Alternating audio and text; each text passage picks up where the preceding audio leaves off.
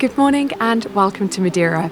Hi, if you're new around here, I'm Caroline. I've been travelling around this gorgeous island with my partner Andy for the last couple of weeks. Unfortunately, today we do need to fly back home, but our flight isn't until this evening, which has meant that we've been able to come along this morning to Levada do Rei. It's supposed to be quite an easy and gentle hike. The elevation gain's only just over 40 metres, so pretty flat, and the distance is 5.3 kilometres out and then obviously another 5.3 kilometres back. So something pretty simple and easygoing based on the fact that I'm going to have to sit next to someone on an aircraft later on today.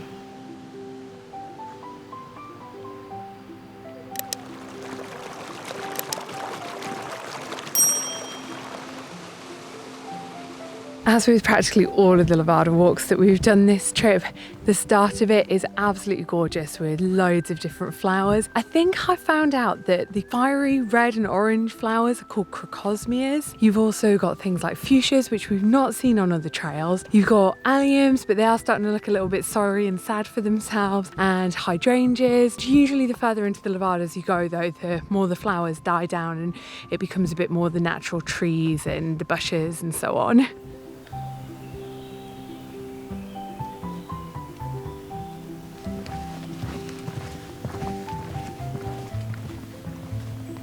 We've seen the odd eucalyptus tree on most of the Levada trails that we've been on, and usually they've been impressively gigantic, but not like the area that we've just come into, where it's a forest just full of these trees. Unfortunately though, it seems like they've chopped a whole load of them down on that side of the Levada, but it does mean that sunshine wise and light wise it's completely brightened up, which can be quite unusual for Levadas where it's full of trees and bushes.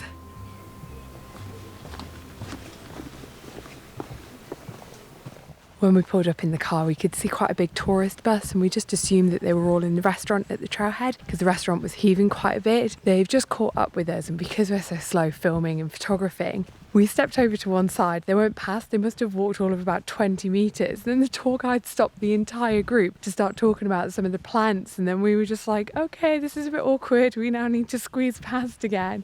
That is one of the downsides to these Levadas, just because of how narrow they are. When you do get those really big tour groups, it can be super socially awkward.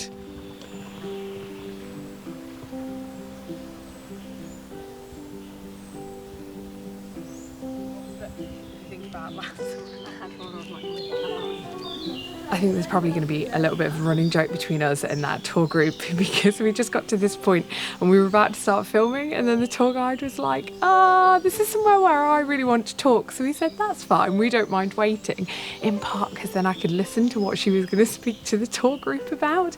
And what she was saying is that these gigantic ferns that are like kind of very Jurassic Park-esque, she said in Portuguese, if you translate the name of it into English, it's called the button fern.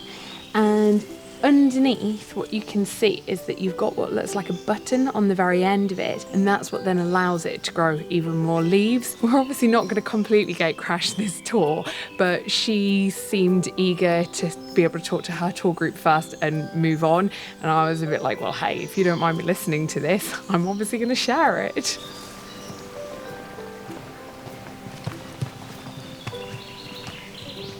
You can feel how damp the air is, and we've got to a point where there is just so much moss attached to the rocks on the upper part of the Levada, and it's so bright green.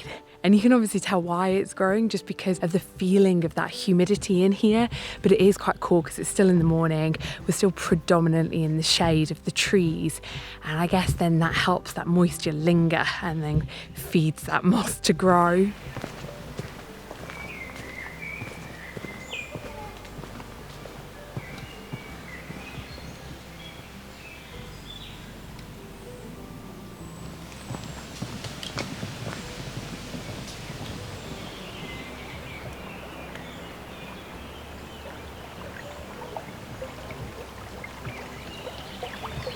We've come to a section where there is quite a steep drop off, so for anyone who suffers from vertigo, this could probably be quite a scary walk. The views obviously are quite spectacular. I always really like it when it does open up like this, but you usually will have these sorts of railings, and it does give a lot of, I think, more sort of like mental protection. Like, you just don't feel anywhere near as scared when you've got these railings out, but it is just something to be aware of if you're planning on doing this walk.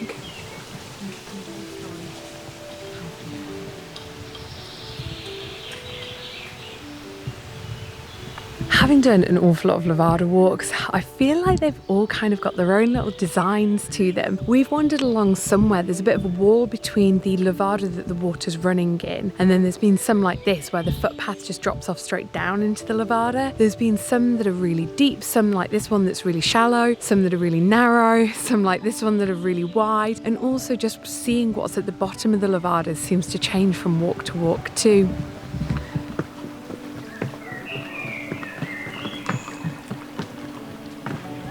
Inadvertently, by the looks of things, we stopped bang on the halfway point of this trail for our 11sies, as we've just passed a sign saying that the Ribeiro Bonito, which is the end of this hike, is in 2.4 kilometres, and back to the start point is 2.9 kilometres.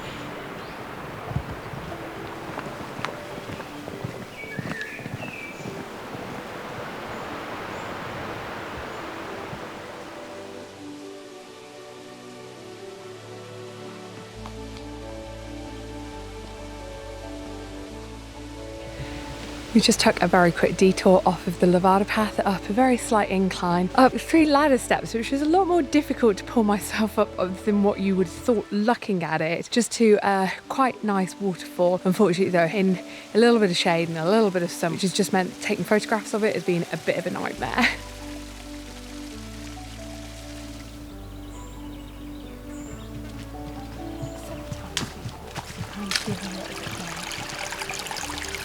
Before coming out to Madeira, I knew that these levadas were created so that they could get water to things like farms and also people's gardens where they still grow fruit and vegetables. But it wasn't until I started walking along these levadas did I spot gates such as this one. This one's a little bit on the leaky side. I've seen some that are really, really watertight and it's been completely dry. Others like this where they've been a little bit leaky, and then others where they've opened it up. And the other thing that we've noticed is that some of the places that we've stayed in on some days, the Levada channels in the towns and villages have been dry, and then a day or two later there's free-flowing water running through them. So we asked a local, and what he said is the gates get lifted and it's the government who chooses what gates get lifted when.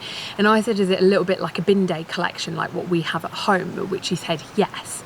And he went on to say, and I'm trying to remember, it was either he would get water to his property where he grows crops in his garden, is either once a month or twice a month, but that surprised me a little bit because it was a lot less than our bin collections. And we went on to say, do people ever come along and lift these gates? At which he said yes, and I'll sometimes do that from time to time as well. But one of the things I've picked up on this particular trail is every single gate that we've walked past has got a padlock on it. So I don't know if this particular Levada maybe serves some neighbourhoods and areas whereby the lifting of these gates in an illegal way is rife, but it's answered a lot of the questions that I had with regards to who gets the access to the water and when.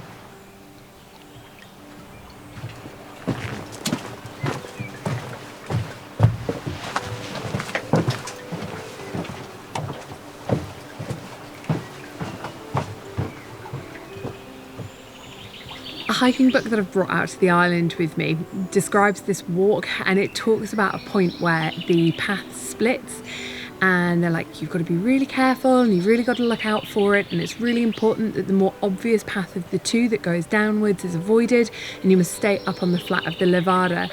So we've been walking along this hike really looking out for it, and when we've come to this point there's really obvious signs showing one way that's the correct way and one way that's the incorrect way, so it's really not something that is going to throw many people.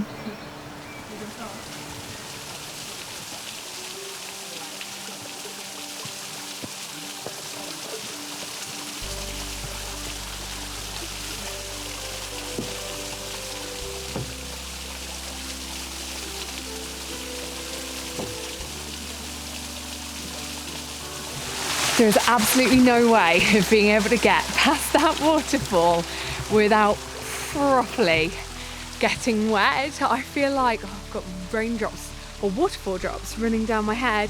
I feel like I've been caught in a rain shower. I think this is one of those hikes where a rain mac, which I do have in my bag, but I thought, oh, for the sake of that, I'm not going to pop it on.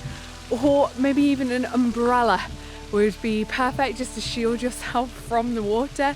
But because we're here in summer and we've got the dappled sunlight still coming through the trees, I imagine we're probably going to warm up and dry out quite quickly.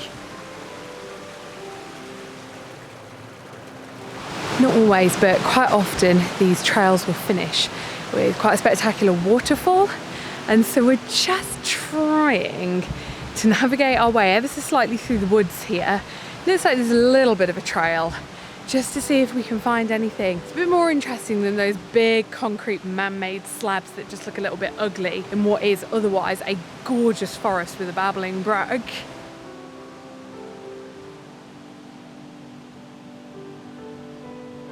There's been no big cascading waterfall the way there has been on hikes like the 25 Fontes and the Caldera Verde, but we have managed to find some like trickling, tumbling ones that have come over some boulders. So Andy's been able to do a little bit of photography, although he was saying that the conditions weren't the best for it.